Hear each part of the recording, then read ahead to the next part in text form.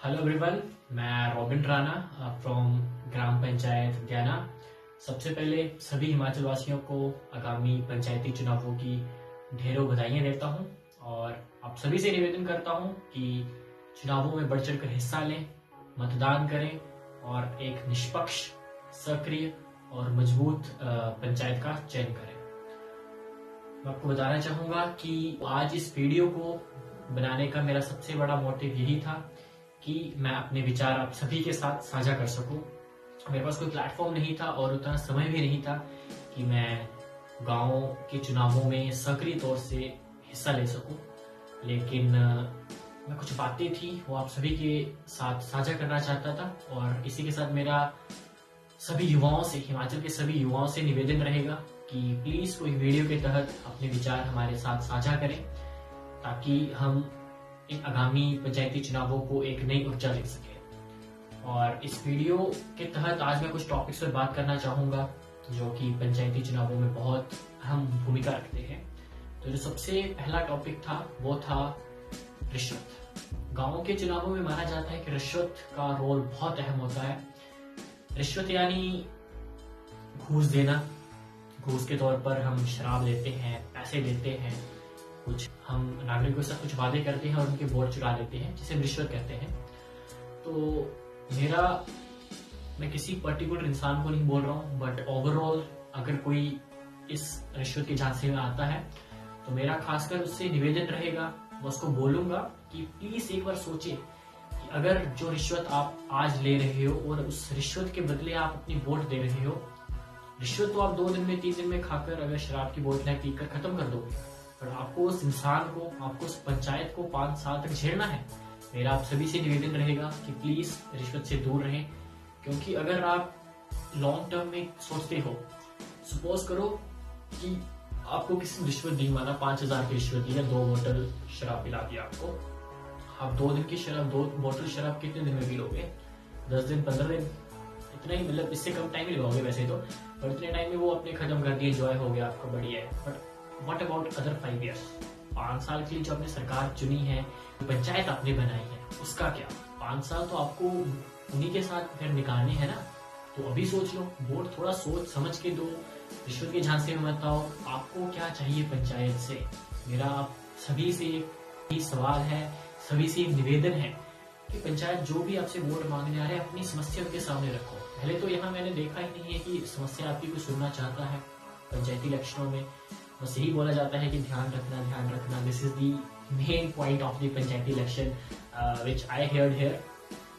तो मेरा आप सभी से निवेदन रहेगा कि रिश्वत से दूर रहें, अपनी वोट का सोच समझ कर इस्तेमाल करें। मैं आपको ये नहीं बोल रहा हूँ कि आप इस पर्टिकुलर इंसान को वोट डालें, बट आपने जहां भी वोट डालना है, आपका अपना व्यक्तित्व अधिकार है, वो आपकी पर्सनल चॉइस है। मैं उस पर कोई कमेंट नहीं करना चाहूंगा, कोई टिप्पणी नहीं करना चाहूंगा। जहां वोट डालना है डालें, पर प्लीज रिक्वेस्ट है कि सोच समझ कर वोट का इस्तेमाल करें। और इसके अलावा जिस टॉपिक पे बात करना चाहता था, वो आई थिंक सबसे इम्पोर्टेंट टॉपिक है, वो है महिलाओं को लेकर। मुझे अभी भी फील होता है कि गाँव में महिलाओं को शायद उतनी इंपॉर्टेंस नहीं दी जाती है, स्पेशली जब हम बात इलेक्शन की करते हैं, राजनीति की करते हैं, पॉलिटिक्स की करते हैं। गांव में महिलाएं चुनावों के लिए खड़ी तो होती हैं, लेकिन उनका जो चुनाव प्रचार होता है वो उनके पति द्वारा किया जाता है। क्यों? चुनाव तो छोड़ो, जब हम किसी से वोट मांगने जाते हैं तो हम उस घर की महिलाओं की दिक्कत को नहीं सुनते हैं, उन्हें क्या परेशानियां हैं, उनके क्या विचार हैं, उनकी क्या मानसिकता है, उसको नहीं सुनते हैं। हम सिर्फ उस घर के मर्द को बोलते हैं कि ध्यान रखिएगा और हमें, आपके घर में कितनी वोटें हैं? 5 वोटें हैं जी। महिलाओं, बच्चों, उनको इंक्लूड नहीं करेंगे क्योंकि उनको पता है मर्द ने जो बोल दिया वो होगा। और ये बात सच्ची है। सरकार बहुत अपॉर्चुनिटीज दे रही है महिलाओं को पॉलिटिक्स में इन्वॉल्व करने पर, बट जितना अभी तक मैंने ऑब्जर्व की है चीजें, खासकर गाँव में जो पॉलिटिक्स हमने कवर की है, जितना मैंने देखा है, गाँव की पॉलिटिक्स में शायद महिलाओं को भी वो सम्मान नहीं दिया जाता है। जो इलेक्शन में खड़ा है, उसका प्रचार जो कर रहा है वो उसका पति कर रहा है, उसका मर्द कर रहा है, उसका परिवार कर रहा है। गाँव की महिला उतनी एक्टिव नहीं है। मैं सभी महिलाओं को ये नहीं बोल रहा, बट हाँ, most of the womens are like this age of now. कुछ महिलाएं हैं जो पॉलिटिक्स में बहुत अच्छे से उभर कर आई हैं।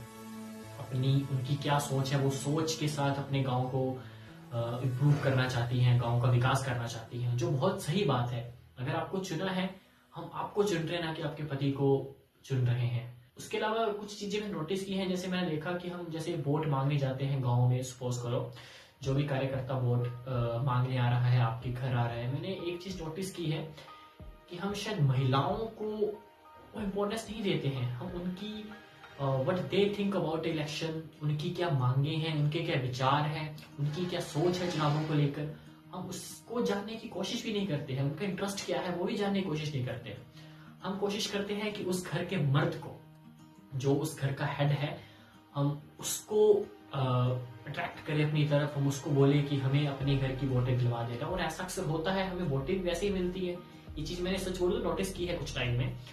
तो मेरा महिलाओं से खासकर ये फिर से निवेदन है कि प्लीज अपनी जो इन्वॉल्वमेंट है इलेक्शंस में वो थोड़ी और पॉजिटिव करो, थोड़ा सोचो इसके बारे में, और आप क्या चुनाव वो में क्या नया लेकर आ सकते हो। और तीसरी और आखिरी बात जिसे मैं करना चाहूंगा वो है, जो कार्यकर्ता भी पंचायती इलेक्शन जीतेंगे, जो प्रधान बनेगा, उप प्रधान बनेगा, वार्ड पंच बनेगा, उन सभी से मेरा निवेदन है कि प्लीज अगर जनता पर विश्वास कर रही है, अपना समर्थन आपको दे रही है, तो अभी कोशिश कीजिएगा कि उनकी जो आपसे उम्मीदें हैं उन पर आप खरा उतरें।